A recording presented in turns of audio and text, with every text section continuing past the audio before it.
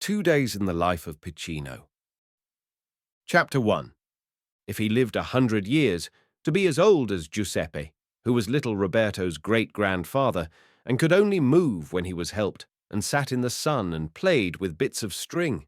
If he lived to be as old as that, he could never forget them, those 2 strange and dreadful days, when sometimes he spoke of them to such of his playmates as were older than himself, especially to Carlo, who tended sheep and was afraid of nothing, even making jokes about the forestieri.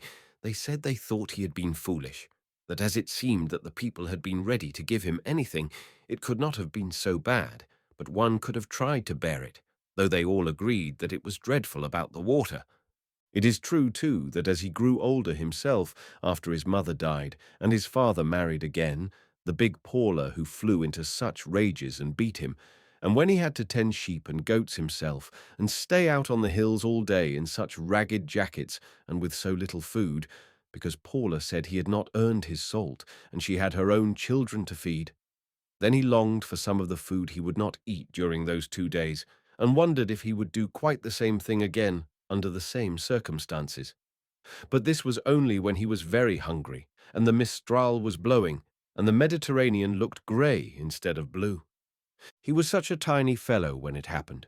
He was not yet 6 years old, and when a child is under 6, he has not reached the age when human creatures have begun to face life for themselves altogether, and even a little Italian peasant, who tumbles about among sheep and donkeys, which form part of his domestic circle, is still in a measure a sort of baby, whose mother or brother or sister has to keep an occasional eye on him to see that he does not kill himself. And then also Piccino had been regarded by his family as a sort of capital, and had consequently had more attention paid to him than he would have had under ordinary circumstances. It was like this. He was so pretty, so wonderfully pretty. His brothers and sisters were not beauties, but he was a beauty from his first day, and with every day that passed he grew prettier. When he was so tiny that he was packed about like a bundle, wound up in unattractive-looking bandages, he had already begun to show what his eyes were going to be. His immense, soft, black eyes, with lashes which promised to be velvet fringes.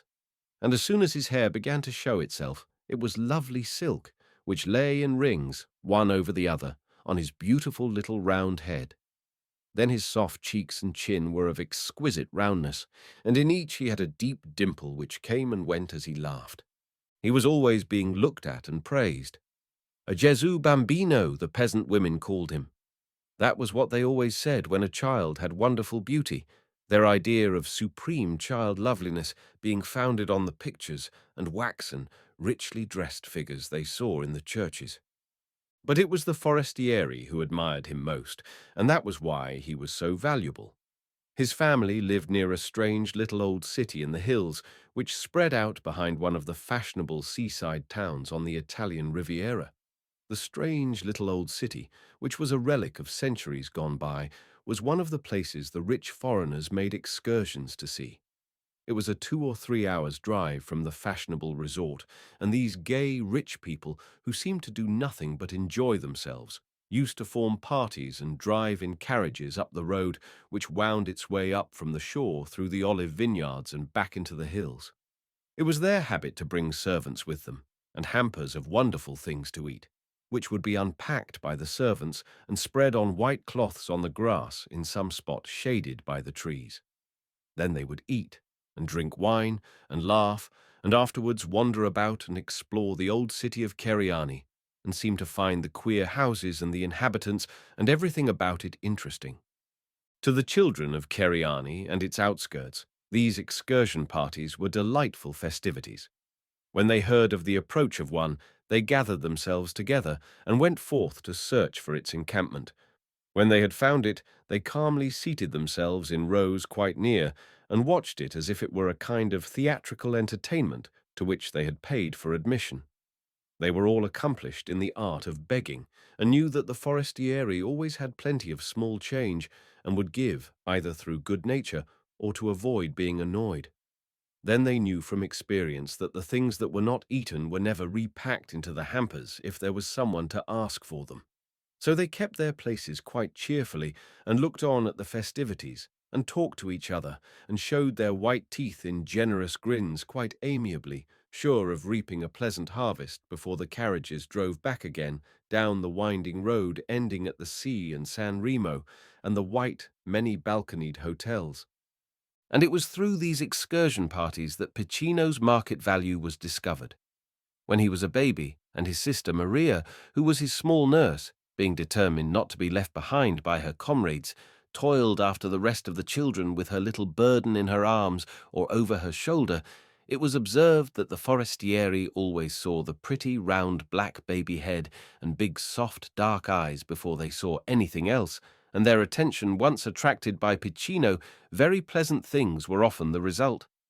The whole party got more cakes and sandwiches and legs of chickens and backs of little birds, and when bits of silver were given to Maria for Piccino, Maria herself sometimes even had whole francs given to her, because it was she who was his sister and took care of him.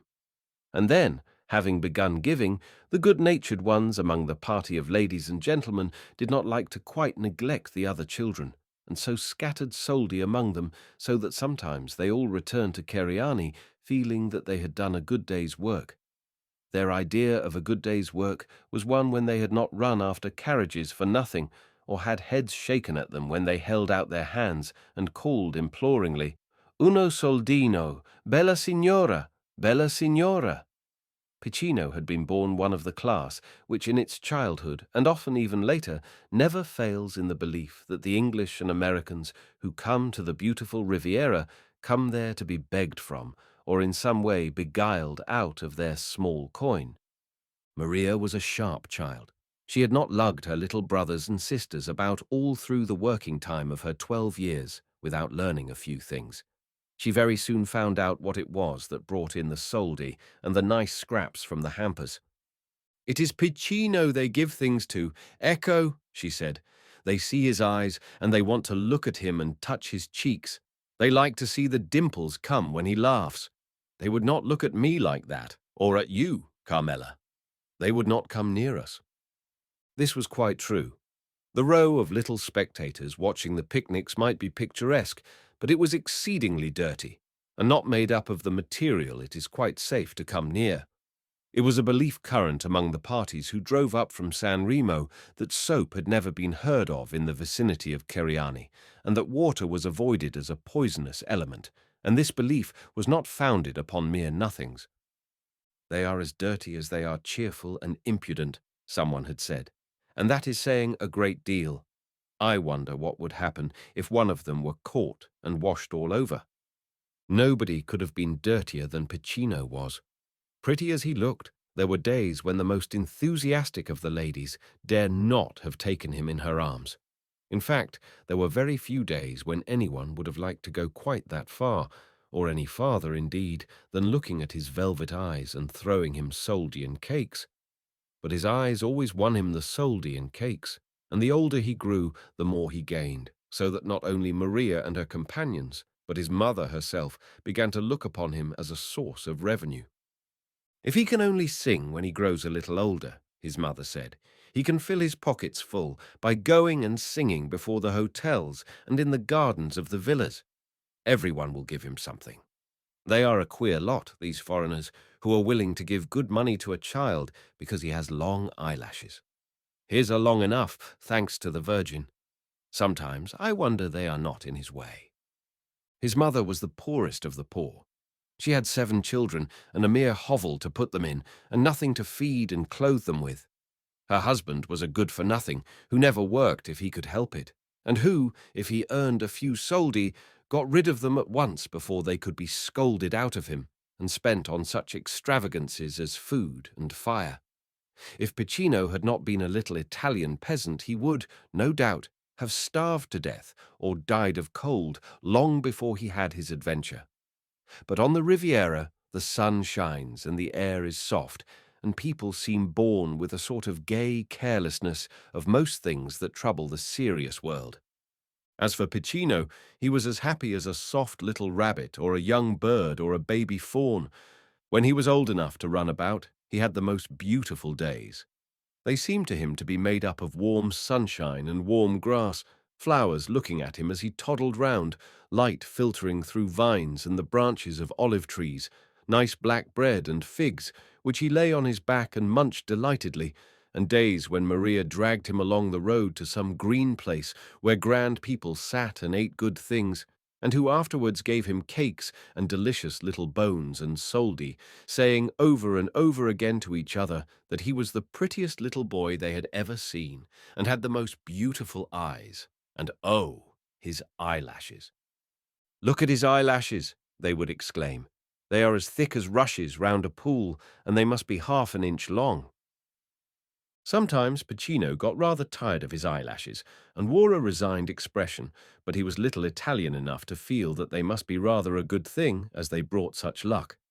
Once, indeed, a man came all by himself to Ceriani, and persuaded his mother to make him sit on a stone while he put him in a picture, and when it was over he gave his mother several francs, and she was delighted.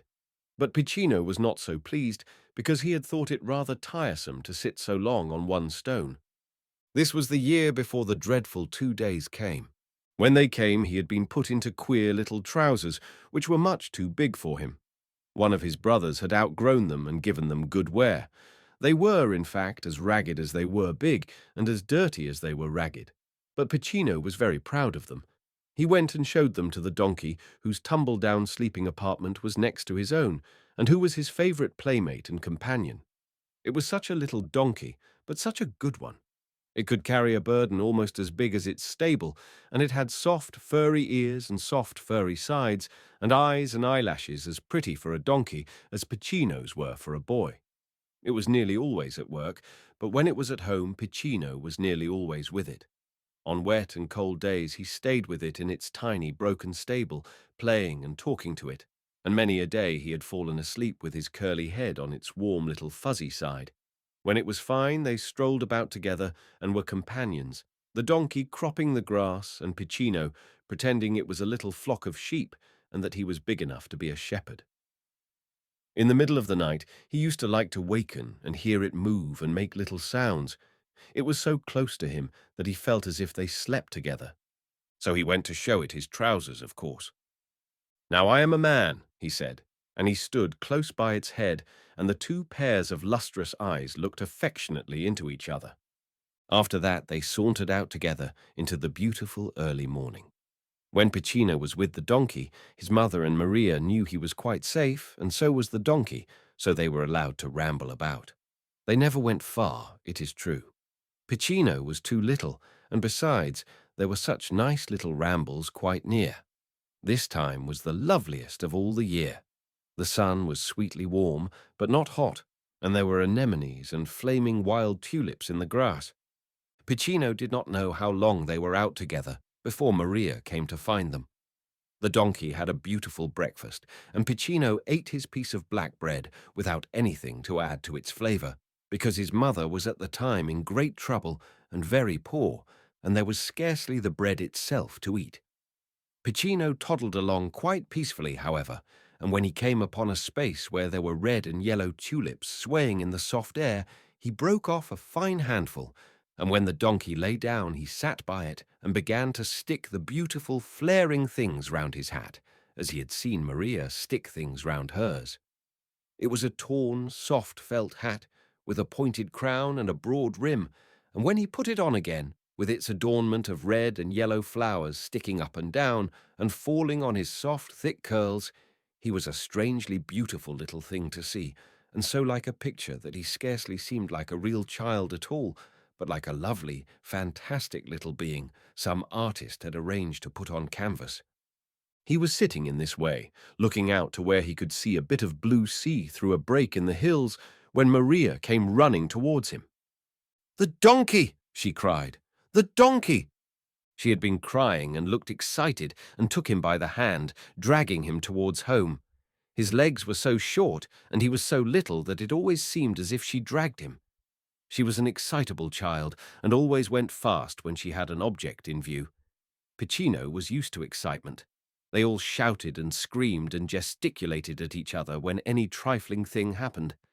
His mother and her neighbours were given to tears and cries and loud ejaculations upon the slightest provocation, as all Italian peasants are, so he saw nothing unusual in Maria's coming upon him like a whirlwind and exclaiming disjointedly with tears. He wondered, however, what the donkey could have to do with it, and evidently the donkey wondered too, for she got up and trotted after them down the road. But when they reached the house, it was very plain that the thing which had occurred was not a trifle or usual. Piccino saw an old man standing before the door talking to his mother.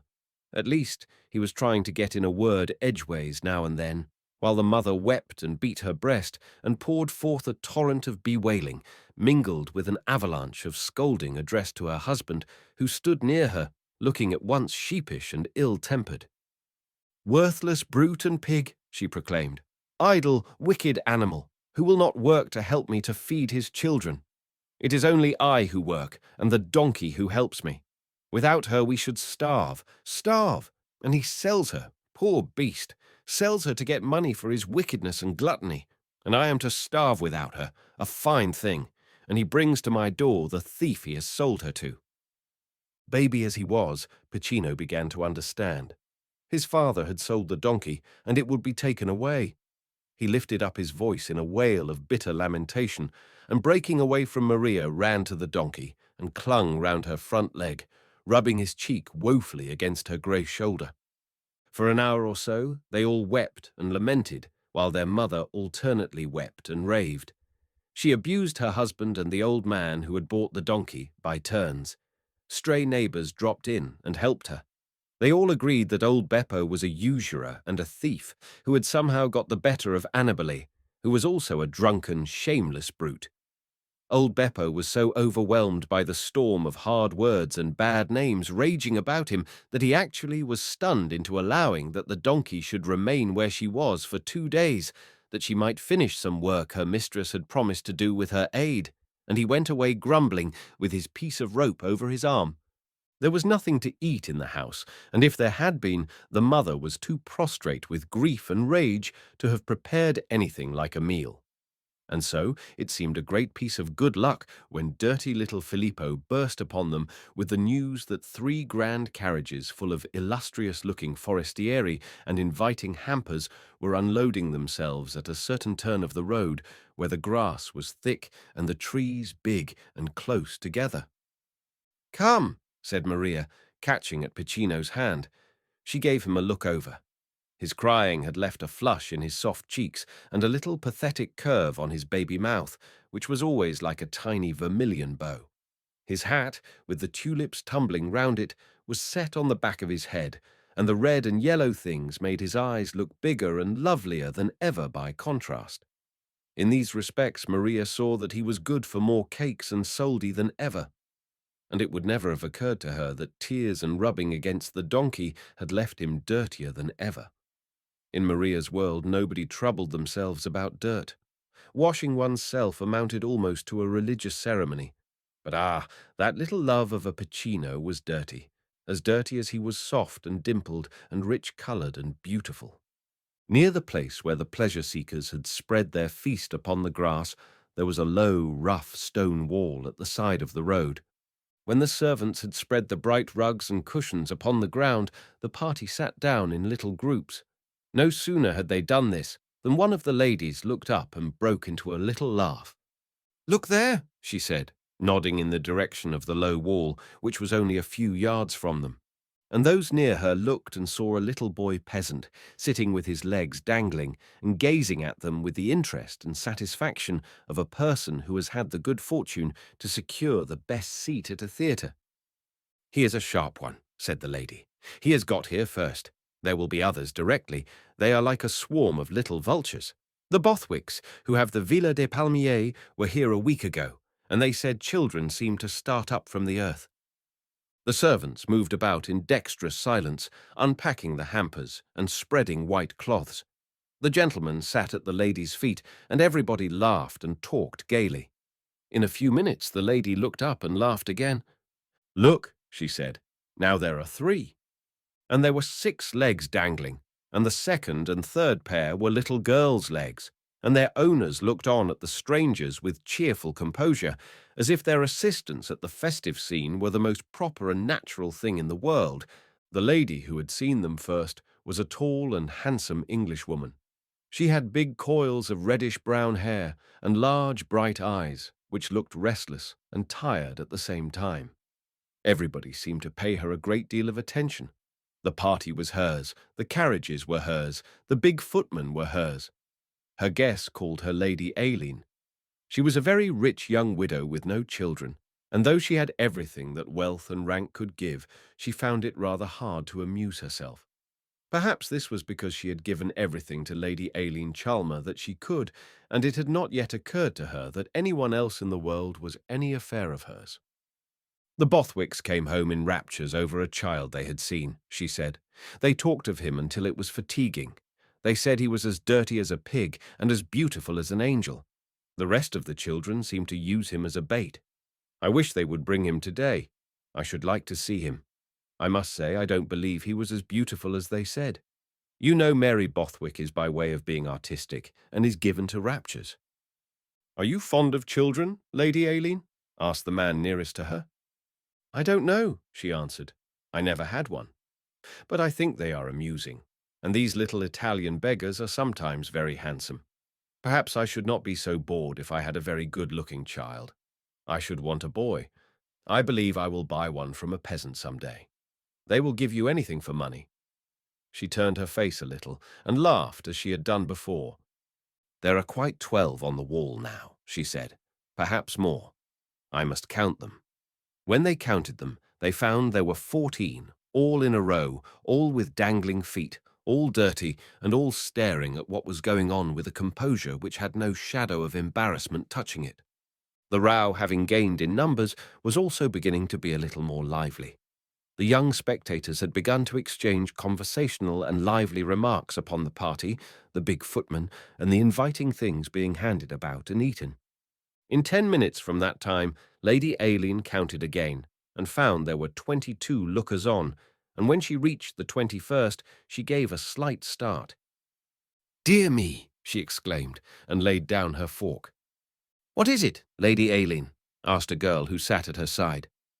"I am perfectly certain the 21st one is the child the Bothwicks were talking about, and he is a handsome creature." "Which one?" the girl exclaimed, leaning forward to look. "The 21st.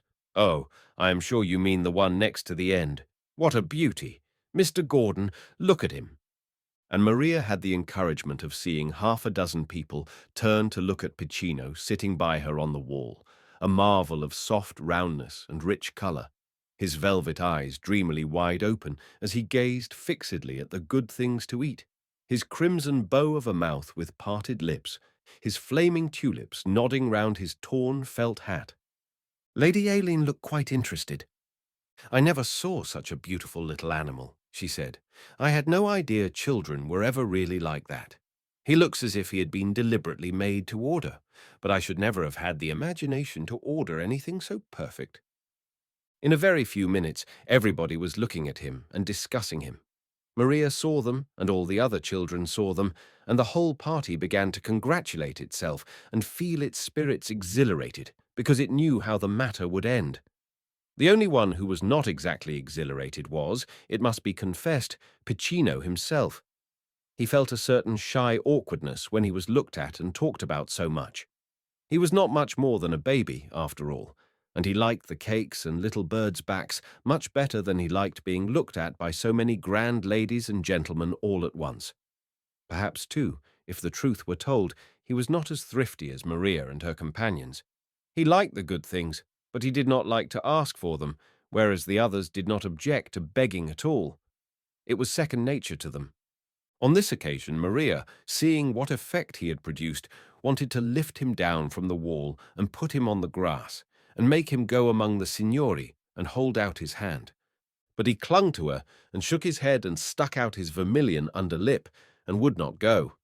It was when he was doing this, and Maria was whispering to him and scolding and coaxing, that Lady Aileen called to one of her footmen and told him to bring her a plateful of cakes and some marrons glacés. "Does your ladyship wish me to take them to the beggar children?" asked Thomas, his distaste suppressed by respectful civility. "No," Lady Aileen answered, rising to her feet. "I am going to take them myself." "Yes, my lady," said Thomas, and stepped back. "It would have been safer to have let me do it," he remarked in a discreet undertone when he returned to his fellows. "Ladies' dresses are more liable to touch them by accident, and one wouldn't want to touch them." Lady Aileen carried her plate to the line of spectators on the wall. Mr. Gordon and 2 or 3 others of the party followed her. All along the row, eyes began to glisten and mouths to water, but Lady Aileen went straight to PICCINO. She spoke to him in Italian.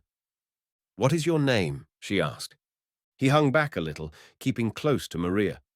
This was just what he did not like at all, that they would come and ask him his name and try to make him talk. He had nothing to say to people like them. He could talk to the donkey, but then the donkey was of his own world, and they knew each other's language. "Tell the signora your name," whispered Maria, furtively pushing him. "PICCINO," he said at length, the word coming through a little reluctant pout. Lady Aileen laughed. "He says his name is PICCINO," she said to her companions. "That means little one, so I suppose it is a sort of pet name." "How old is he?" she asked Maria. PICCINO was so tired of hearing that. They always asked it. He never asked how old they were. He did not want to know. "He will be 6 in 3 months," said Maria. "Will you have some cakes?" said Lady Aileen. PICCINO held out his horribly dirty, dimpled hands, but Maria took off his hat with the tulips round it and held it out for him. "If the Illustrissima will put them in here," she said, "he can carry them better." Lady Aileen gave a little shudder, but she emptied the plate. "What an awful hat," she said to her friends. "They are quite like little pigs, but he looks almost prettier without it. Look how wonderful his hair is. It has dark red lights in it, and is as thick as a mat. The curls are like the cherubs of the Sistine Madonna. If it were not so dirty, I should have liked to put my hand on it." She spoke in English, and PICCINO wondered what she was saying about him. He knew it was about him, and he looked at her from under his veil of lashes. "It would please me to have a child as handsome as that about me," she said. "Why don't you buy him?" said Mr. Gordon. "You spoke of buying one just now. It would be like buying a masterpiece." "So it would," said Lady Aileen. "That's an idea. I think I will buy him. I believe he would amuse me." "For a while, at least," said Mr. Gordon. "He would always be well taken care of," said her ladyship, with a practical air. "He would be infinitely better off than he is now." She was a person who through all her life had cultivated the habit of getting all she had a fancy for. If one cultivates the habit and has plenty of money, there are not many things one cannot have. There are some, it is true, but not many. Lady Aileen had not found many. Just now she was rather more bored than usual. Before she had left England, something had occurred which had rather troubled her. In fact, she had come to the Riviera to forget it in change of surroundings. She had been to Monte Carlo and had found it too exciting and not new enough, as she had been there often before. She had been to Nice and had said it was too much like a seaside Paris, and that there were so many English people that walking down the Promenade des Anglais was like walking down Bond Street.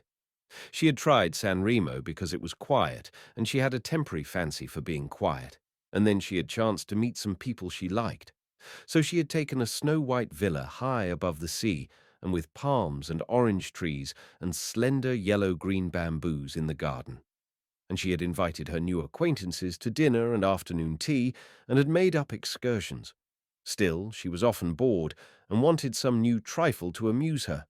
And actually, when she saw PICCINO and Mr. Gordon suggested to her that she should buy him, it occurred to her that she would try it. If she had chanced to come upon a tiny, pretty, rare monkey or toy terrier, or an unheard-of kind of parrot or cockatoo, she would have tried the experiment of buying it. And PICCINO, with his dirty, beautiful little face and his half-inch eyelashes, did not seem much more serious to her. He would cost more money, of course, as she would have to provide for him in some way after he had grown too big to amuse her, but she had plenty of money, and she need not trouble herself about him. She need not see him if she did not wish to, after she had sent him to school or to be trained into some kind of superior servant. Lady Aileen was not a person whose conscience disturbed her and caused her to feel responsibilities. And so, after the party had been to explore Keriani and the things that otherwise interested them, she asked Mr. Gordon to go with her to the poor little tumble-down house which Maria had pointed out to her as the home of PICCINO. Maria had, in fact, had a rich harvest. Everybody had returned full of good things, and PICCINO's small pocket was rich with soldi. "I am going to carry out your suggestion," Lady Aileen said to Mr. Gordon as they walked down the road. "What was it?" Mr. Gordon asked. "That I should buy the child." "Indeed," said Mr. Gordon. "You find you can always buy what you have a fancy for?" "Nearly always," said Lady Aileen, knitting her handsome white forehead a little. "I have no doubt I can buy this thing I have a fancy for." It chanced that she came exactly at the right moment. As they approached the house, they heard even louder cries and lamentations and railings than PICCINO had heard in the morning. It appeared that old Beppo had repented his leniency and had come back for the donkey. He would not let it stay another night. He wanted to work it himself. He had brought his piece of rope and had fastened it to the pretty grey head already, while PICCINO's mother, Rita, wept and gesticulated and poured forth maledictions. The neighbours had come back to sympathize with her and find out what would happen, and the children had begun to cry and Annibale to swear, so that there was such a noise filling the air that if Lady Aileen had not been a cool and determined person, she might have been alarmed. But she was not. She did not wait for Mr. Gordon to command order, but walked straight into the midst of the altercation. "What is the matter?" she demanded in Italian. "What is all this noise about?" Then, after their first start of surprise at seeing the grand lady, who was so plainly one of the rich forestieri, Rita and all her neighbours began to explain their wrongs at once. They praised the donkey and reviled Annibale, and proclaimed that old Beppo was a malefactor without a soul and a robber of the widow and the fatherless. "Far better," cried Rita, "that my children should be without a father, an idle, ugly brute who takes their bread out of their poor mouths to sell their one friend who keeps them, the donkey." Old Beppo looked both sheepish and frightened when Lady Aileen turned upon him as he was beginning to try to shuffle away with his property at the end of his rope halter. "Stay where you are," she said. "Illustrissima," mumbled Beppo, "1,000 excuses. But I have work to do, and the donkey is mine. I have bought it. It is my donkey. Illustrissima." Lady Aileen knew Italy very well. She drew out her purse that he might see it in her hand before she turned away from him. "Stay where you are," she said. "I shall have something to say to you later." Then she turned to Rita. "Stop making a noise," she said. "I want to talk to you." What could the illustrious signora have to say to a wretched woman? Rita wept.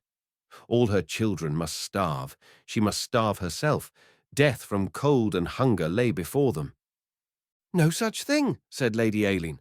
"I will buy your donkey back and give you food and fuel for the winter, for more than one winter, if you will let me have what I want." Rita and the neighbours exclaimed in chorus. If she could have what she wanted, the most illustrious signora! What could she want that a hovel could hold, and what could such poor creatures refuse her?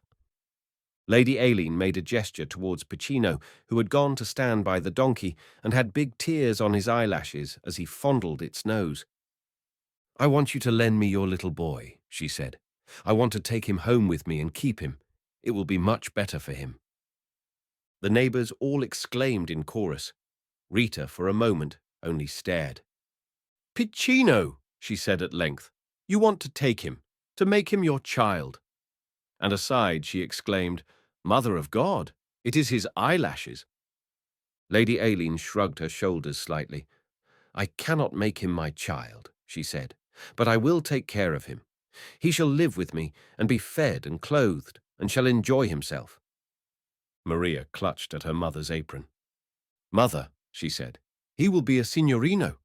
He will ride in the carriage of the Illustrissima. It will be as if he were a prince." "As if he were a prince," the neighbours echoed. "As if he were a king's son." And they all looked at dirty little PICCINO with a growing awe.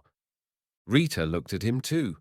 She had never been a very motherly person, and these children, who had given her such hard work and hard fare, had been a combined trial and burden to her. She had never felt it fair that they should have come upon her.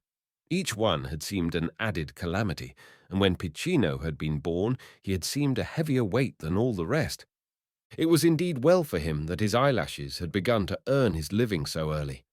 And now, if he could save their daily bread and the donkey for them, it would be a sort of excuse for his having intruded himself upon the world.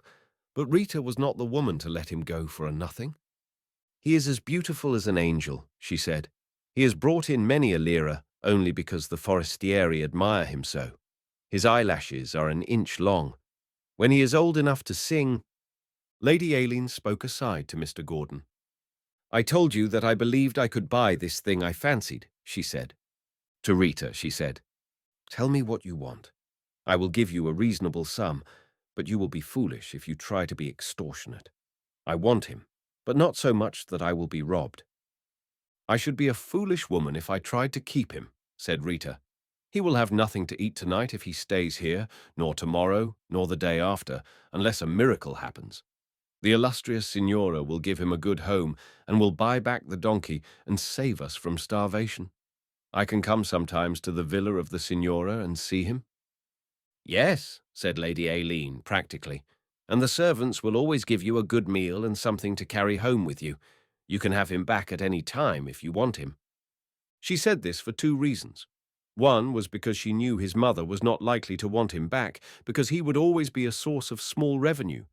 And then she herself was not a person of the affections, and if the woman made herself in the least tiresome, she was not likely to feel it a grief to part with the child. She only wanted him to amuse her. How it was all arranged, Piccino did not in the least know. As he stood by the donkey, his mother and the neighbors, his father and Beppo and the illustrious lady all talked together. He knew they were talking of him because he heard his own name, but he was too little to listen or care. Maria listened to good purpose, however. She was wildly excited and exhilarated. Before the bargain was half concluded, she slipped over to Piccino's side and tried to make him understand. "The signora is going to buy back the donkey," she said, "and give us money besides, and you are going back in her beautiful carriage to San Remo to live in her magnificent villa and be a signorino and have everything you want. You will be dressed like the king's son and have servants. You will be as rich as the forestieri." Piccino gave her a rather timid look. He was not a beloved nursery darling. He was only a pretty little animal who was only noticed because he was another mouth to feed.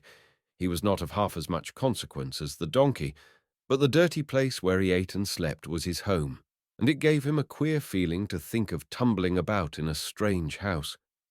But Maria was so delighted and seemed to think he had such luck, and everybody got up a sort of excitement about him, and he did not want the donkey to be sold, and he was too young to realize that he could not come back as often as he liked. And in the end, when the matter was actually settled, he found himself part of a sort of triumphal procession which escorted him back to the place where the carriages were. His mother and Maria and several of the neighbors walked quite proudly along the road with him, and even old Beppo followed at a distance, and the donkey, having been freed from the halter and taking an interest in her friends, loitered along also, cropping grass as she went. Lady Aileen and Mr. Gordon had gone on before them. When they reached the place where the rest of the party was waiting, Lady Aileen explained the rather remarkable thing she had done, and did so with her usual direct coolness. "I have bought the child with the eyelashes," she said, "and I am going to take him back to San Remo on the box with the coachman. He is too dirty to come near us until he is washed." She was a person whom nobody thought of questioning because she never questioned herself. She simply did what it occurred to her to do, and felt her own wish quite enough reason. She did not care in the least whether people thought her extraordinary or not. That was their affair, and not hers. "You have bought Piccino," one of her friends exclaimed. "Does that mean you are going to adopt him?" "I have not thought of it as seriously as that," said Lady Aileen. "I am going to take him home and have him thoroughly washed, however. When he is clean, I will decide what I shall do next. The thing that interests me at present is that I am curious to see what he will look like when he has had a warm bath all over, and has been puffed with violet powder and had his hair combed. I want to see it done. I wonder what he will think is happening to him. Nicholson will have to take care of him until I find him a nurse. Look at his relatives and friends escorting him in procession down the road. They have already begun to regard him with veneration. She beckoned to one of the men servants. "Greggs," she said, "you and Hepburn must put the child between you on the box. He is going back to San Remo with me. See that he does not fall off."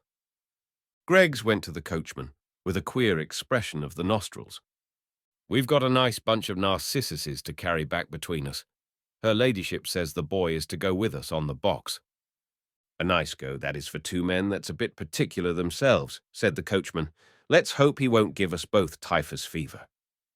And under these auspices, PICCINO went forth to his strange experience. Chapter 2. He was too well accustomed to his dirt to think of it as being objectionable, so the way in which Greggs lifted him up onto the seat on the box did not at all explain itself to him. He did not realize that in exactly the same manner the excellent Greggs would have handled an extremely dirty little dog her ladyship had chosen to pick up by the wayside and order him to take charge of. But though he did not understand how he was regarded by the illustrious signori in livery who sat near him, he was conscious that he was not comfortable, and felt that somehow they were not exactly friendly. His place on the box seemed at an enormous height from the ground, and as they went downhill over the winding road, he was rather frightened, particularly when they rounded a sharp curve. It seemed so probable that he might fall off, and he was afraid to clutch at Greggs, who kept as far from him as possible under the circumstances. It was a long, long drive to San Remo, and it seemed longer to PICCINO than it really was. San Remo to him appeared a wonderful foreign country. He had never been there, and only knew of it what Maria had told him. Maria had once gone there in the small cart drawn by the donkey, and she had never forgotten the exaltation of the adventure. She was always willing to describe over again the streets, the white villas, the shops, and the grand hotels. PICCINO was so tired that he fell asleep before the carriage had left the curving road, but when it reached the city, the jolting of the wheels wakened him, and he opened his beautiful, drowsy eyes and found them dazzled by the lights. They were not very bright or numerous lights, but they seemed so very dazzling to him that he felt bewildered by them. If Maria had been with him, he would have clung to her and asked questions about everything, but even if he had not been too much a baby and too shy, he could not have asked questions of Greggs, who was sufficiently English to feel his own language quite enough for a sensible footman. If the Italians wished to speak Italian, that was their own taste, and they might bear the consequences of not being able to make him understand them. English was enough for Greggs. So PICCINO was borne through the amazing streets in silence. The people in the carriage had also become rather silent, having been lulled, as it were, by the long drive through the woods and olive groves. Lady Aileen, in fact, had had time to begin to wonder if her new plan would prove as satisfactory and amusing as she had fancied it might. Mr. Gordon was quietly speculating about it himself. The other man in the carriage was thinking of the Battle of Flowers at Nice, and inventing a new scheme of floral decoration for a friend's Victoria. The only person who was really thinking of PICCINO himself was the girl who sat by Lady Aileen. She was a clever girl, and kind, and she was wondering how he would like the change in his life, and if he had begun to feel homesick.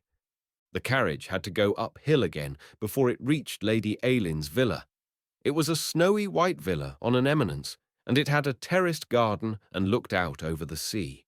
When they drove through the stately gateway, PICCINO felt his small heart begin to thump, though he did not know why at all. There were shadows of trees and scents of roses and orange blossom and heliotrope. And on the highest terrace the White House stood, with a glow of light in its portico and gleams in its windows. Poor little dirty peasant baby, how could it be otherwise than that all this grandeur and whiteness should alarm him? But there was just one thing that gave him a homely feeling, and oh, he felt it so good that it was so. As they turned in at the gate, he heard a familiar sound. It was the hysteric sniffing and jumping and yelping whines of welcome of a dog, a poor exiled doggy whose kennel was kept close by the gate, probably to guard it. He was fastened by a chain, and evidently, being a friendly, sociable creature, did not like being kept in this lonely place and not allowed to roam with the world. He could not have friendly fights and associates, and he could not rush about and jump on ladies' dresses and gentlemen's clothes and leave his dusty or muddy affectionate paw marks all over them. And so he was not happy, and when he heard footsteps approaching, always strained at his chain and sniffed and whined. As these returning carriages belonged to his own domestic circle, he almost went wild with joy, and leaped and yelped and did his best to make somebody speak to him. He was adoringly fond of Lady Aileen, who scarcely ever noticed him at all, but once or twice had said, "Good fellow, nice dog," as she went by, and once had come and looked at him, and given him 2 whole pats, while he had wriggled and fawned himself nearly into hysterics of dog delight. And so it happened that as the carriage turned into the beautiful gateway, Piccino heard this sound he knew, that loving, eager, pleading dog voice, which is as much Italian as it is English, and as much peasant as it is noble. The dogs in the hovels near Ceriani spoke just as Lady Aileen's dog did, and asked for just the same thing, that human things should love them a little, and believe that they themselves love a great deal. And Piccino, who was only a beautiful little baby animal himself, understood it vaguely, and was somehow reminded of his friend the donkey, and felt not quite so many 100 miles from home and the tumble-down stable and Maria. He involuntarily lifted his soft, dirty, blooming face to Greg's in the dark. "A Chi il cane?" he said. "Whose dog is that?" "What's that he's saying?" said Greggs to the coachman. "Must be something about the dog," answered Hepburn. "He said something or other about a carney, and carney means dog. It's a deuce of a language to make out." And so, not being answered, Piccino could only resign himself, and, as the carriage rolled up the drive, listen to the familiar homely dog sound and wish he could get down and go to the kennel. And then the carriage stopped before the door, and the door was thrown open by a liveried servant and showed the brilliantly lighted hall, where there were beautiful pictures and ornaments, and curious things hung on the walls, and rich rugs on the floor, and quaint seats and bits of furniture about, so that to Piccino it looked like a grand room. Lady Aileen spoke to the footman at the door. "Send Nicholson to me," she said. "Bring the child into the hall," she said to Greggs. So Piccino was taken down in as gingerly a manner as he had been put up, and Greggs set him discreetly on a bit of the floor not covered by rugs. He stood there without moving, his luminous eyes resting on Lady Aileen. Lady Aileen spoke to her companions, but he did not know what she was saying, because she spoke English. "He is exactly like some little animal," she said. "He does not know what to make of it all. I am afraid he is rather stupid, but what a beauty!" "Poor little mite," said the girl. "I dare say he is tired." Nicholson appeared almost immediately. She was a neat, tall, prim young woman who wore black cashmere and collar and apron of snow. Lady Aileen made a gesture towards Piccino. "I have brought this child from Ceriani," she said. "Take him upstairs and take his rags off and burn them. Give him a bath. Perhaps 2 or 3 will be necessary. Get his hair in order. Modesta can change my dress for me. I shall come into the bathroom myself presently." Piccino was watching her fixedly. What was she saying? What were they going to do to him? She turned away and went into the salon with her guest, and Nicholson came towards him. She gave him the same uncomfortable feeling Greggs had given him. He felt that she did not like him, and she spoke in English. "Come upstairs with me. I am going to wash you," she said. But Piccino did not understand and did not move, so she had to take hold of his hand to lead him, which she objected very much to doing. She took him up the staircase and through landings and corridors where he caught glimpses of wonderful bedrooms that were of dainty colours and had silk and lace and frills and cushions in them, and made him feel more strange than ever. And at last she opened a door and took him into a place which was all blue and white porcelain, walls and floors and everything else, including a strange large object in one corner, which had shining silver things at one end. And she released his hand and went to the silver things and twisted them round, and, As if by magic, two streams of clear water gushed out and began to fill the blue and white trough as the bed of a torrent is filled by the spring rains. PICCINO's eyes grew bigger and more lustrous every second as he stared. Was she doing this interesting but rather alarming thing to amuse him? Maria had never seen anything like this in San Remo, or she would certainly have told him. He was seeing more than Maria. For a moment or so, he was not sorry he had come. If the rich forestieri had things like this to play with, they must have other things as amusing. And somehow the water was hot. He could see the pretty white steam rise from it. He came a little closer to look. Nicola, as he called her in his mind, having heard Lady Aileen speak to her as Nicholson, Nicola moved to and fro and collected curious things together. A white cake of something, a big, light, round thing made of holes, large pieces of thick, soft, white cloth with fringe at the ends, something, these last, which must be like the things Maria had heard of as being used in churches by the priests. "Che fai?" "What are you doing?" he said to Nicola. But she did not understand him, and only said something in English as she took off her white cuffs and rolled up her sleeves. By this time the two rushing streams had splashed and danced into the bed of the torrent until it was nearly full. Nicola twisted the silver things as before, and by magic again the rushing ceased, and the clear pool was still, the light vapour rising from it. Nicola came to him and began to take off his clothes with the very tips of her fingers, speaking in English as she did it. He did not know that she was saying, "A pretty piece of work for a lady's maid to do. My own clothes may go into the wash-tub and the rag-bag after it. The filth of such people is past bearing.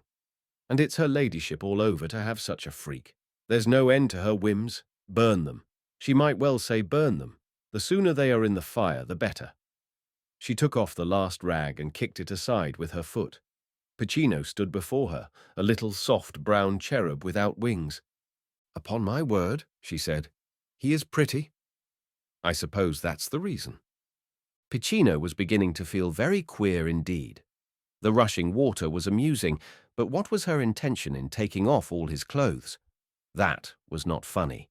Surely the forestieri wore clothes when they were in San Remo, and besides, she had given his cherished trousers, the beautiful trousers of Sandro, which had been given him for his own, a kick which had no respect in it, and which sent them flying into a corner. His little red mouth began to look unsteady at the corners. "Yes, that's the reason," she said. "It's because he's so pretty." And she picked him up in her arms and bore him to the bath. PICCINO looked down into the blue and white pool, which seemed to him so big and deep. He felt himself being lowered into it and uttered a wild shriek. They were going to drown him. To drown him! To drown him! He was in the water. He felt it all around him, nearly up to his shoulders. He clung to Nicola and uttered shriek after shriek. He kicked and splashed and beat with his feet. The water leapt and foamed about him and flew into his eyes and nose and mouth. "Lasciatemi! Lasciatemi!" "Let me go! Let me go!" he screamed. Nicholson tried her best to hold him. "My goodness!" she exclaimed. "I can't manage him. He is like a little wildcat. Keep quiet, you naughty boy. Be still, you bad little pig, and let me wash you. Good gracious! What am I to do?" But PICCINO would not be drowned without a struggle. To be held in water like that, to be suffocated by its splashing in his nose and mouth, and blinded by its dashing in his eyes. He fought with feet and teeth, used his head like a battering ram, and shrieked for aid. "Io non ho fatto niente. Io non ho fatto niente. I have done nothing. Maria, Maria." And the noise was so appalling that almost immediately footsteps were to be heard upon the stairs, swift movement in the corridor, and the bathroom door opened. It was Lady Aileen who came in, amazed, frowning, and rather alarmed. The girl friend who had wondered if PICCINO would like his surroundings was with her. PICCINO threw back his head at sight of them, and battled and shrieked still more wildly. He thought they must have come to his aid. "Mamazza! Mamazza! Aiuto!" he wailed. "Bless me! What is the matter?" exclaimed Lady Aileen, and came towards the bath. "He doesn't like to be washed, my lady," panted Nicholson, struggling. "He seems quite frightened." Suddenly, Lady Aileen began to laugh. "Take him out for a moment, Nicholson," she said. "Take him out." Isabel, to the girl, her words broken with laughter. "He thinks Nicholson is drowning him. Soap and water are such unknown quantities to him that he thinks that in this proportion they mean death." Nicholson had lifted her charge out at once, only too glad of the respite. Piccino stood, wet and quaking and sobbing, by the bathtub. Lady Aileen began to take off her gloves and bracelets. "Give me an apron," she said to Nicholson, and on having one handed to her, she tied it over her dress and knelt down before her new plaything. "Little imbecile," she said in Italian, taking hold of his wet shoulders. "No one is going to hurt you. You are only going to be made clean. You are too dirty to be touched, and the water will wash the dirt off." Piccino only looked up at her, sobbing. At least she had had him taken out of the great pool, but what did she mean by wanting his dirt removed by such appalling means? "I am going to wash you myself," said Lady Aileen, lifting him in her strong white arms. "Don't let me have any nonsense. If you make a noise and fight, I will drown you." She was laughing, but Piccino was struck dumb with fear. She looked so tall and powerful and such a grand lady that he did not know what she might feel at liberty to do in her powerfulness. "It is only a bath," said the girl Isabel in a kind voice. "The water won't go over your head. Don't be frightened. It won't hurt." Lady Aileen calmly put him back in the tub. Her white hands were so firm and steady that he felt the uselessness of struggle, and if he fought, she might drown him. He looked up piteously at the signorina with the encouraging face and voice, and stood in the water, aghast, and with big tears rolling down his cheeks, but passive in helpless despair. But what strange things were done to him! The illustrious signora took the cake of white stuff and the big porous thing, and rubbed them together in the water, and made quantities of snow-white froth. Then she rubbed him over and over and over. Then she splashed the water over him until she washed the foam off his body. Then she scrubbed him with something. Then she did strange things to his ears. Then she took a little brush and scrubbed his fingernails, covering them with the white froth, and then washing it off. Then she did the same thing to his feet and rubbed them with a piece of stone. Then she began with his head. Poor, neglected little mop of matted silk, what did she not do to it? She rubbed it with the cake of white stuff till it was a soft, slippery ball of foam. Then she scrubbed and thrust her hands in it and shook it about, and almost drowned him with the water she poured on it. If he had not been so frightened, he would have yelled. But people who will do such things to you, what will they not do if you make them angry? Under this avalanche of snowy stuff and this torrent of water, a wild, despairing memory of Maria and the donkey came back to him. Only last night he had fallen asleep in his corner among all the familiar sights and sounds and smells, and without water coming near him. And now he was nearly up to his neck in it. It was streaming from his hair, his ears, his body. He could hear and see and taste nothing else. Oh, could it be possible that he had been all wrong in that first imagining that perhaps the rushing streams were to amuse him? Could it be that this was all to amuse the forestieri themselves, that they had brought him to San Remo to make him live in water like a fish, that they would never let him out? Suddenly the magnificent signora lifted him out of the pool. She set him streaming upon something soft and white and dry, which Nicola had spread upon the blue and white tiles of the floor. "There," she said. "Now I think he's clean, for the first time in his life. Nicholson, you may rub him dry." She stood up, laughing, and rather flushed with exertion. "It has amused me," she said to Isabel. "I would not have believed it, but it has amused me. Almost anything new will amuse one the first time one does it. When you have brushed his hair, Nicholson, put him to bed." She laid aside the apron and picked up her gloves. She went out of the room smiling, and Piccino was left to the big white cloths and Nicola.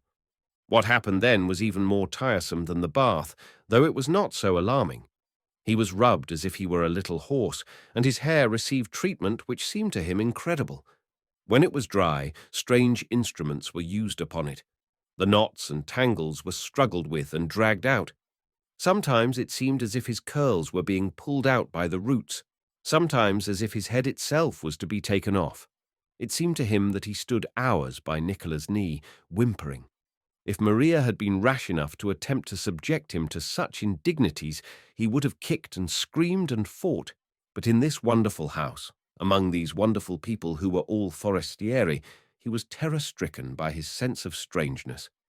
To be plunged into water, to be rubbed and scrubbed, to have the hair dragged from one's head, who would not be terrified? Suddenly he buried his face in Nicola's lap and broke into woeful weeping. Voglio andare a casa. Lasciami andare a Maria ed il ciuco. I want to go home. Let me go home to Maria. And the donkey, he cried. Well, well, it is nearly done now, said Nicholson, and a nice job it has been. And what I am to put you to bed in, I don't know, unless in one of her ladyship's own dressing jackets. Voglio andare a casa, he wept, but Nicholson did not understand him in the least. She went and found one of the dressing jackets and brought it back to the bathroom. It was covered with rich lace and tied with ribbons. It was too big, and he was lost in it. But when Nicholson bundled him up in it, and he stood with the lace frills dangling over his hands, and his beautiful little face and head rising above the great rich ruff they made, he was a wonderful sight to see. But he was not aware of it, and only felt as if he were dressed in strange trickery, and when he was picked up and carried out of the room, the beautiful trousers of Sandro being left on the floor in the corner, he felt that the final indignity had been offered. She carried him into one of the wonderful rooms he had caught a glimpse of. It was all blue, and was so amazing with its frills and blue flowers and lace and ornaments that he thought it must be a place where some other strange thing was to be done to him. But Nicola only put him down on a soft place covered with lace, and with a sort of tent of lace and silk at the top of it. She said something to him in English, and went away and left him. He sat and stared about him. Was it a place where people slept? Did the forestieri lay their heads on those white things? Was this soft wonder he sat on a bed? He looked up above him at the beautiful tent, and felt so lost and strange that he could almost have shouted for Maria again. If she had been there, or if he could have understood what Nicola said, it would not have been so awful. But it was so grand and strange, and Ceriani and Maria and the donkey seemed in another world, thousands of miles away. It was as if suddenly he had been taken to paradise, and had found himself frightened and homesick because it was so far from Ceriani, and so different. Nicola came back with a plate. There were things to eat on it, and she offered them to him. And then he realized that a strange thing had happened to him, which had never happened before in his life. There before him was a plateful of good things, things such as the forestieri brought in their hampers, and he did not want them. Something seemed to have filled up his throat, and he could not eat. He, PICCINO, actually could not eat.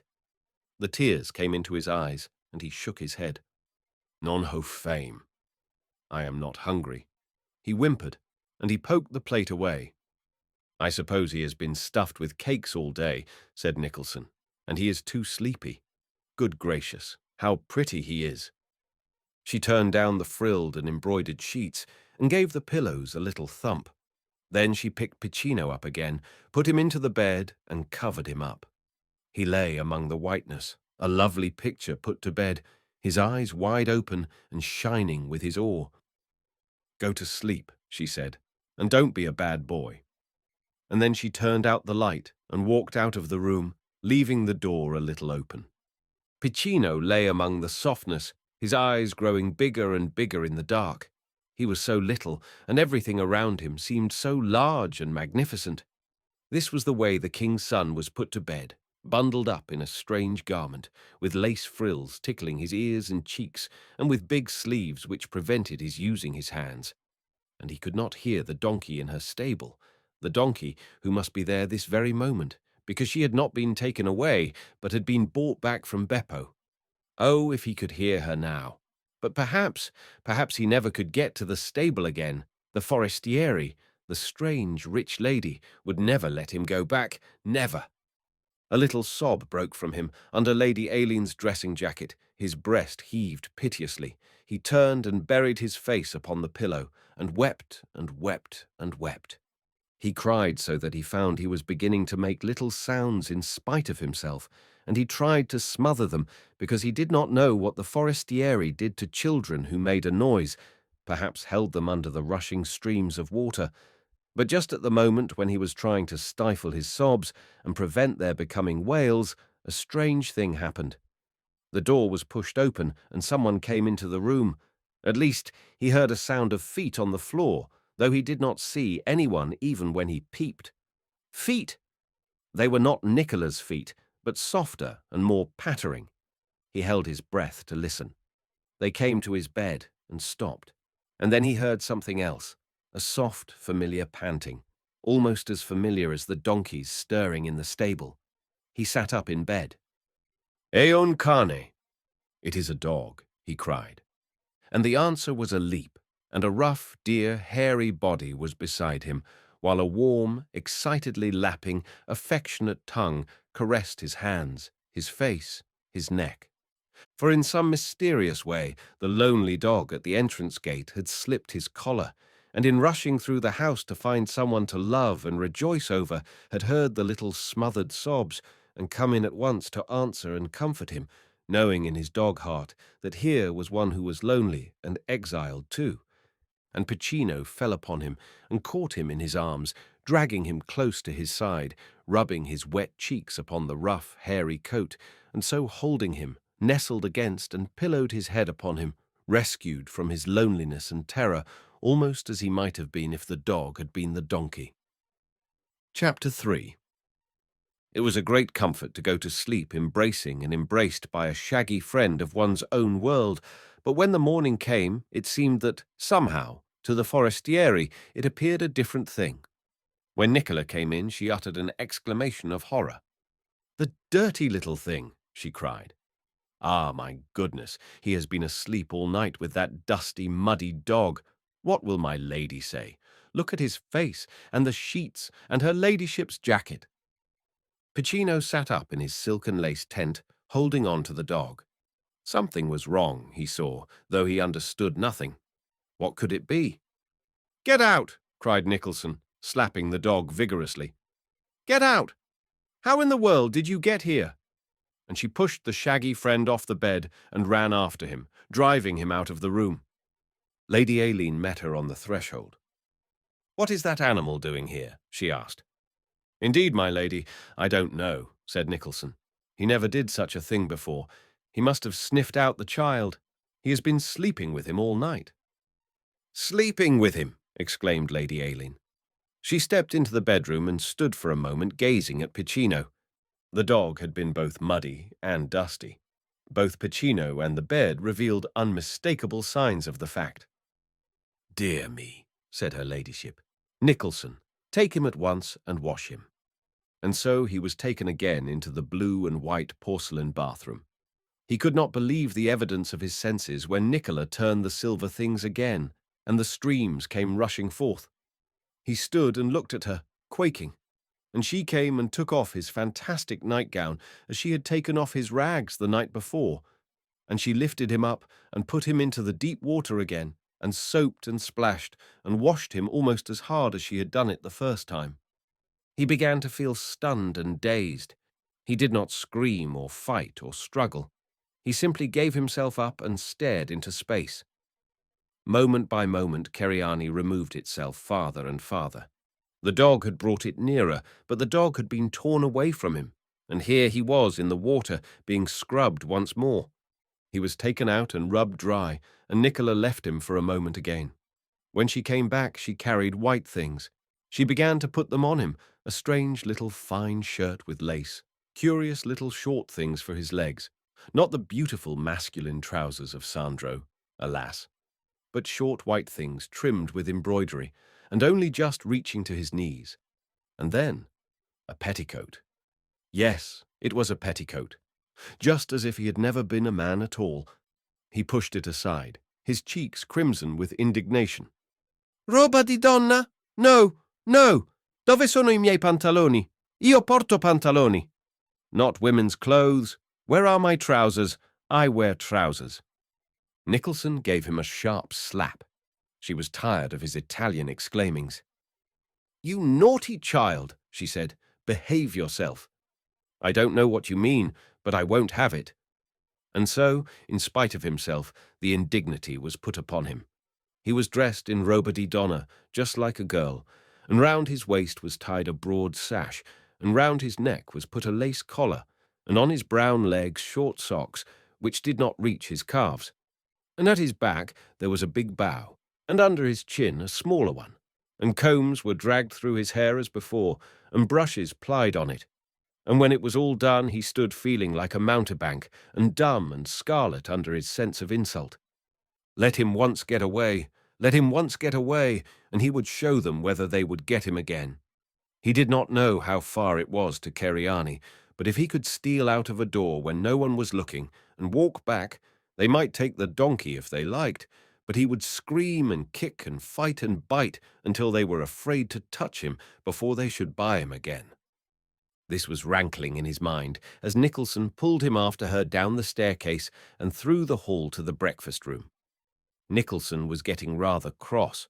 She had not been engaged as a nurse, but as a maid, and she had had to go through all that scrubbing in the evening, and in the morning had had to rush out and borrow clothes for the child to wear from one of Lady Aileen's married friends, and she had not enjoyed having to get up and take a walk so early.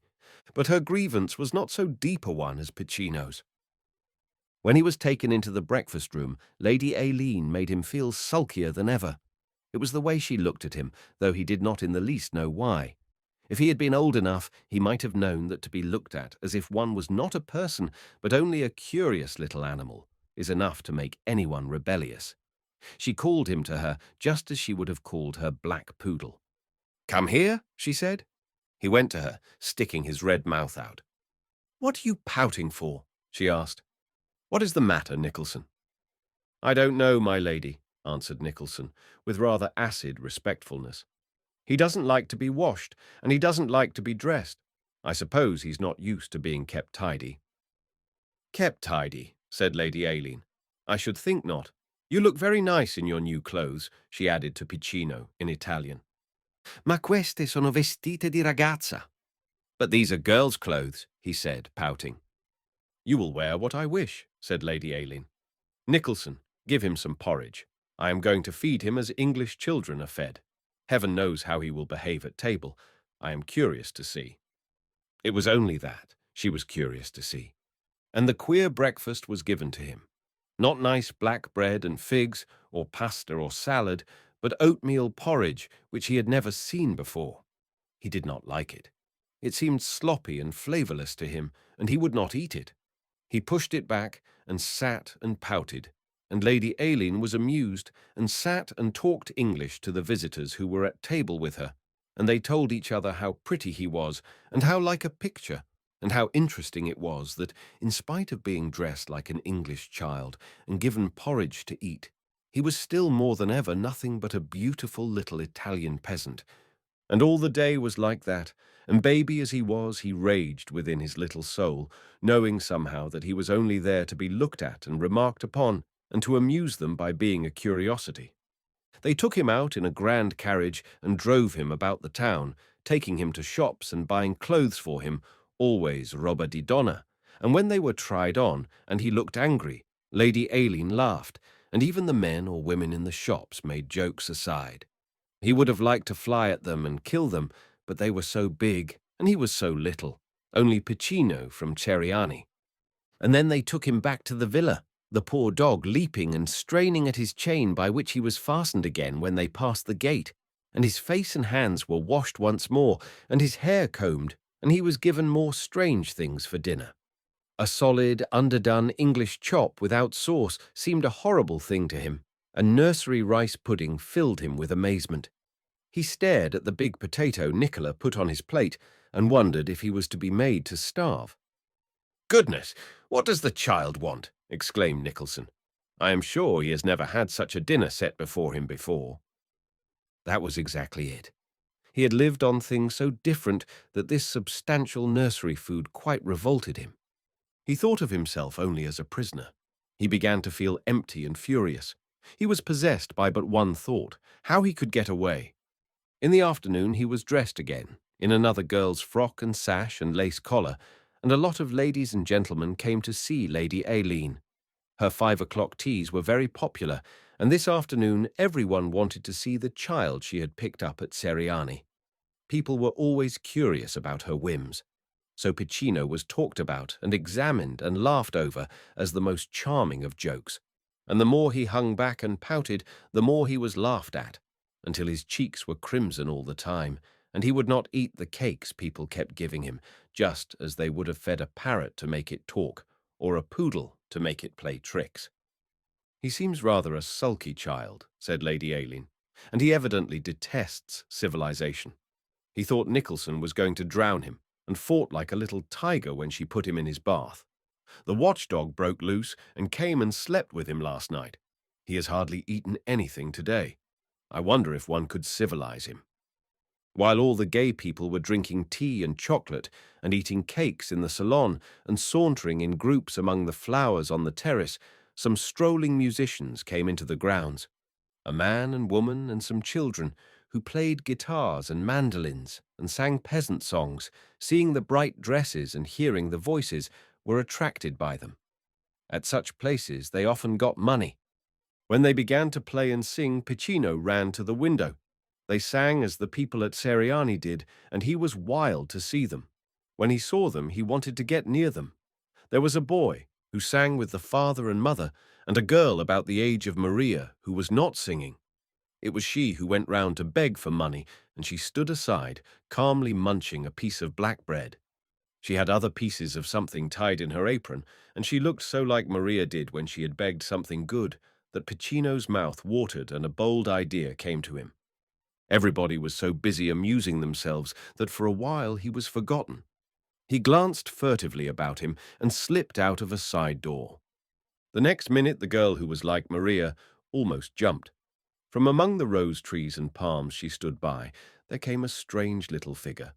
It was a child dressed grandly, as if he belonged to the richest of the forestieri, but he had a beautiful little dark, rich-colored face and immense black eyes, and he looked at her only as one little peasant looks at another, and he spoke in the Italian only spoken by peasant children. "I am hungry," he said. "I have had nothing to eat. Give me some of your bread." The girl stared at him, bewildered. "Some bread?" she exclaimed. "Do you live here?" "I live at Seriani," he said. "I am PICCINO. The signora took me away. Give me some bread." She broke off a big piece, still staring wildly. She had a vague idea that perhaps he would give her something for it. In her apron she had a piece of salame sausage, well flavored with garlic, and she broke off a piece of that and gave it to him too. PICCINO seized it and devoured it. Never in his life had anything seemed so good to him. He ate like a little wolf, alternate bites of black bread and sausage. His face and hands became smeared and covered with grease. He clutched his salami so hungrily and ate in such a hurry. "Don't they feed you?" asked the girl. "They have lumps of raw meat, and I cannot eat their pasta," said PICCINO. It was in this guise mutton chops, oatmeal porridge, and rice pudding appeared to him. Mr. Gordon, who was one of the visitors, chanced to look out of the window. He put up his eyeglass suddenly. "PICCINO is fraternizing with the little girl musician, Lady Aileen," he said with a laugh, "and they are eating bread and sausage." "Horrors!" exclaimed Lady Aileen. She sent Greggs out to bring him in at once. Greggs returned in a few minutes, bringing him, hanging back reluctantly, his cheeks and mouth glossy with sausage grease, and exhaling such fragrance that people became aware of him as he approached, and stepped aside, making a pathway. "Horrors!" said Lady Aileen again. "He reeks with garlic. Take him away at once, Greggs. Take him to Nicholson, and tell her to wash him." And so, for the third time that day, PICCINO was deluged with soap and water. But it was not possible for Nicholson to wash away the fragrance of the garlic. Even when he shone with cleanliness outwardly, and had had still another frock put on, he was redolent of it and perfumed all the air about him. He was not, of course, able to translate the names Nicholson called him, but he knew very well that he was being called names. He had often heard Maria scolded at home, but he had not been exactly used to ratings himself. But he could not mistake Nicholson.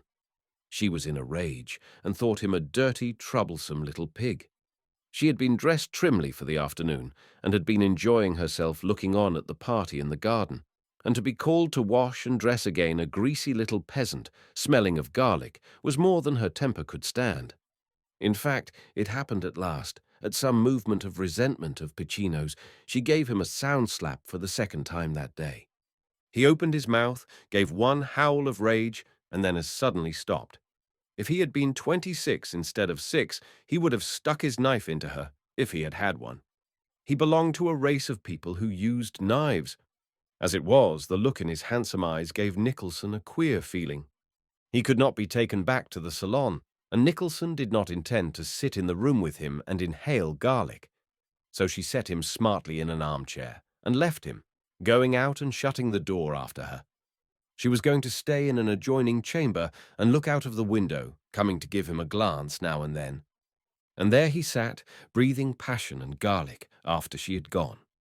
Upon the wall opposite to him there hung an oval mirror with a frame of flowers in Dresden china. He could see himself in it, his beautiful little face, his flashing eyes and fiercely pouting mouth, his lace collar and bow, and his vestite di ragazza all together. He did not know he was pretty. He only felt he was ridiculous, that they had kept putting him in water, that the servants despised him and did not want to touch him, that he had been scolded and slapped, and that the donkey would not know him. Suddenly, big tears rushed into his eyes. Was he going to stay here always, and be put in water every few hours, and called names, and have no one to play with, and never understand anybody, and never see Maria and the donkey? Never, never. The big tears rolled hot and angry, as well as miserable, down his soft cheeks. "Voglio andare a casa," he sobbed. "Voglio andare a casa. I want to go home. I want to go home." When Nicholson came to look at him, he was lying against the cushioned arm of the chair, fast asleep. "Goodness knows I am not going to waken him," she said. "I shall let him sleep until I have had my dinner, and it is time to give him his. If her ladyship intends to keep him, she must have a regular nurse." Chapter 4. It was dusk when he wakened. Lady Aileen's callers had departed some time ago, and Lady Aileen herself had departed to take a twilight drive, which was a thing she was fond of doing. The servants were enjoying themselves in their own fashion in the kitchen, and all the house seemed very quiet.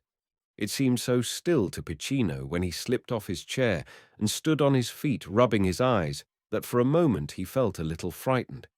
He was so accustomed to living in a hovel, crowded with children and only partitioned off from the donkey, that Lady Aileen's villa seemed enormous to him. It was not enormous, but it seemed so. He looked round him and listened. "Nobody is here," he said. "Everybody has gone away. Nicola has gone away." He certainly did not want Nicholson, but his sense of desolation overwhelmed him. And then, as he stood there came a sound which seemed to alter everything. It came through the window, which was open, and which he ran towards at once.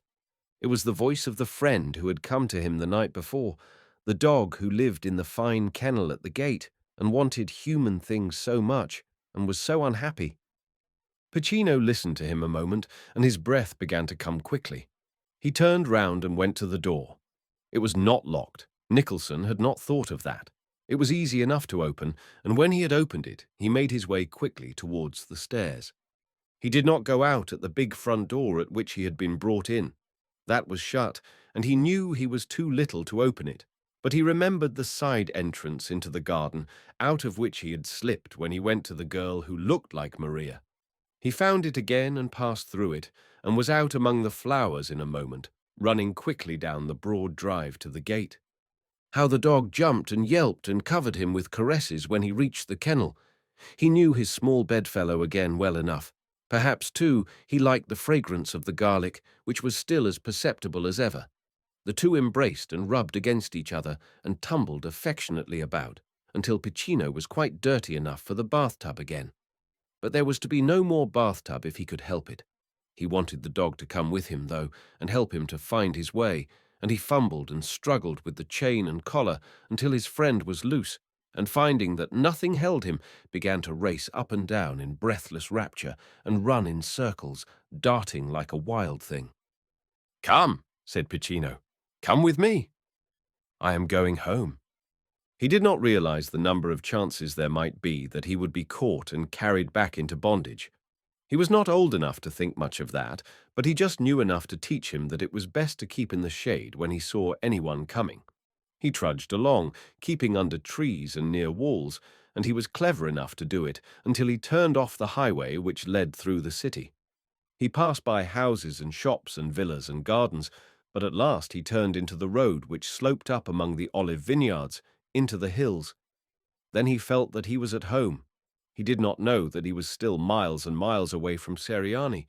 He only knew that the big trees and the little ones were familiar things, that when he lifted his face he could see the sky he knew so well, and that the wind that blew softly up from the sea among his curls was something he seemed to have been far away from during these last strange 2 days. These things made him feel that Keriani must be near.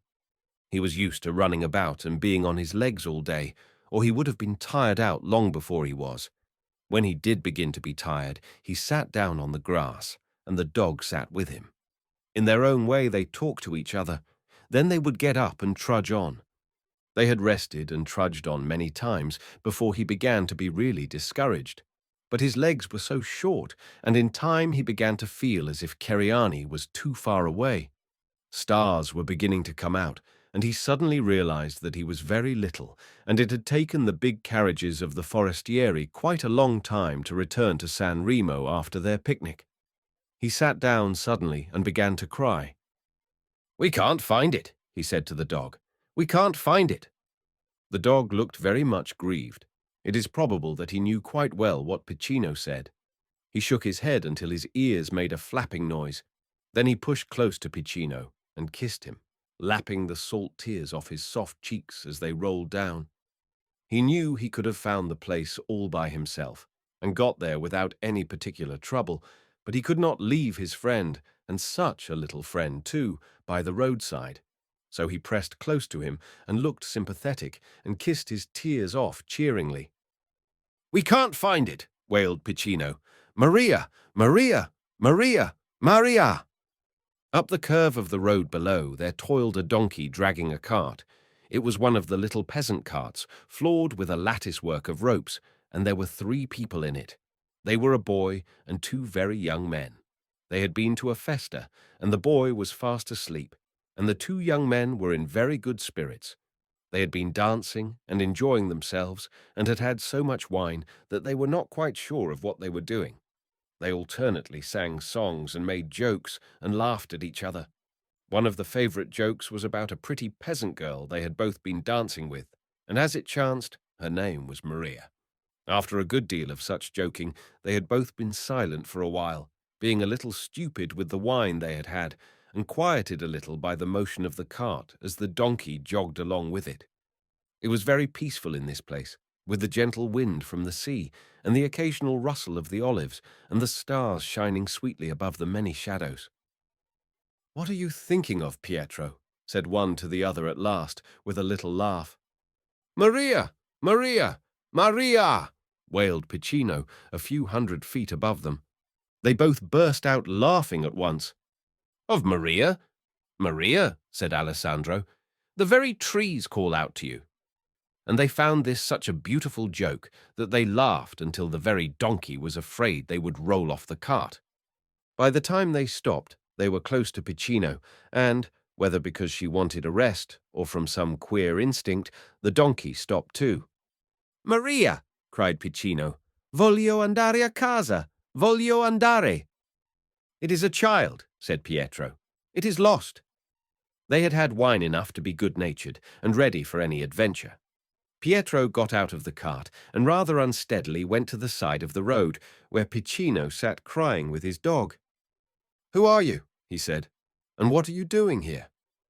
Piccino answered him with sobs. He was not so clear as he thought he was, and Pietro and Alessandro laughed a good deal.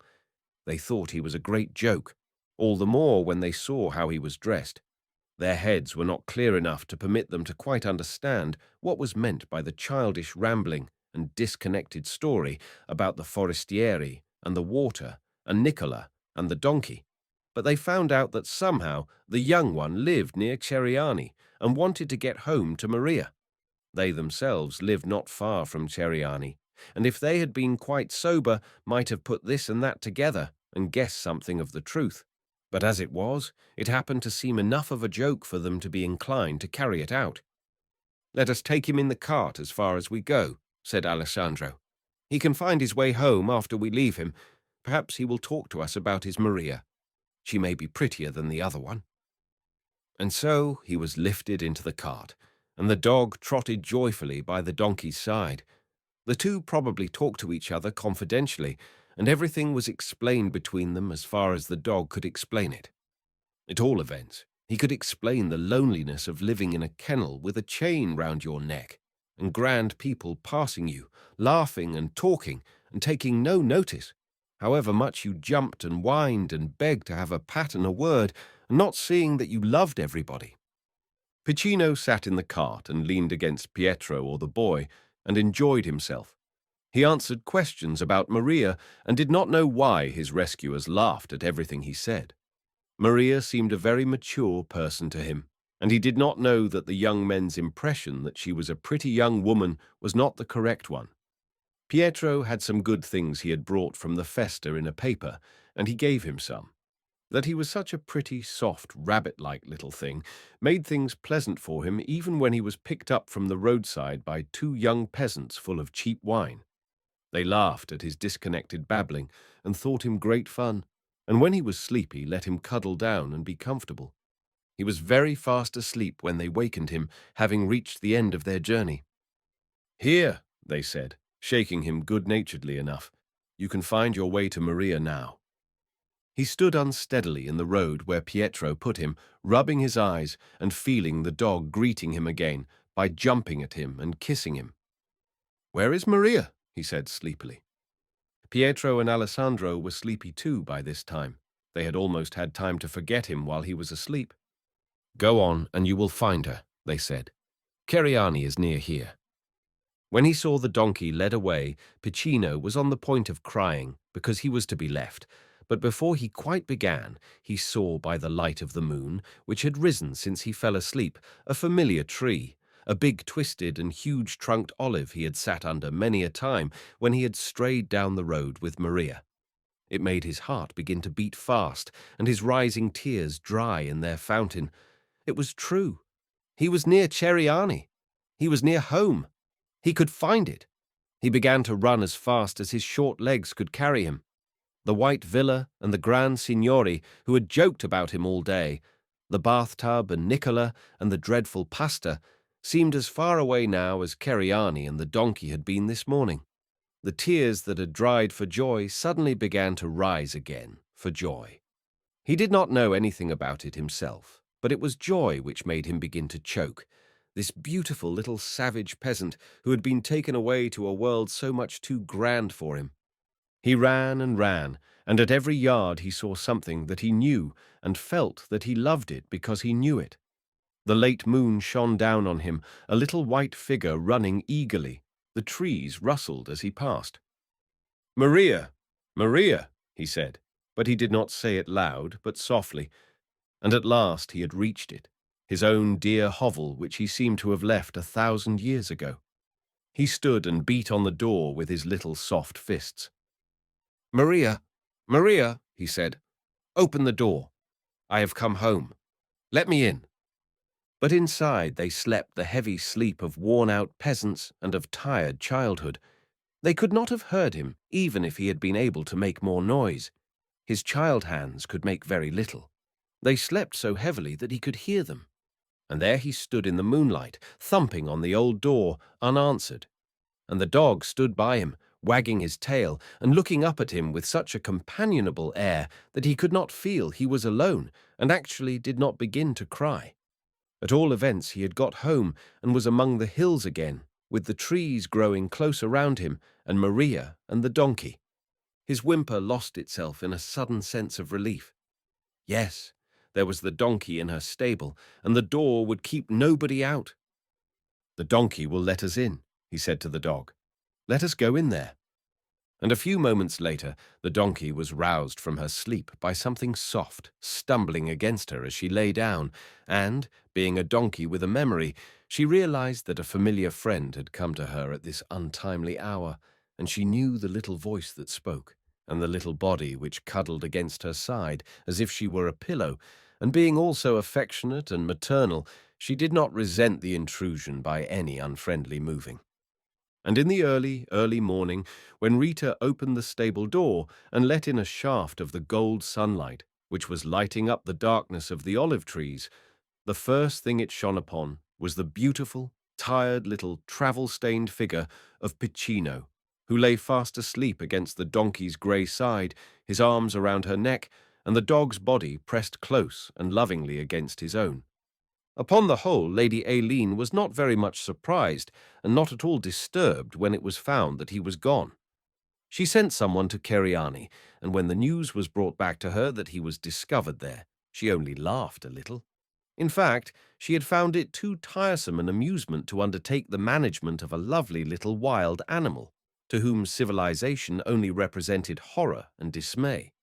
She sent Rita some money, not too much, but enough to make her feel quite rich for a few weeks. For the rest, she only remembered PICCINO as part of an anecdote. It was rather amusing to tell to those of her friends in London who were entertained by anecdotes. "He thought we were savages or mad," she used to say. "I think he might have borne anything, perhaps, but the bathtub. He said that we put him in water,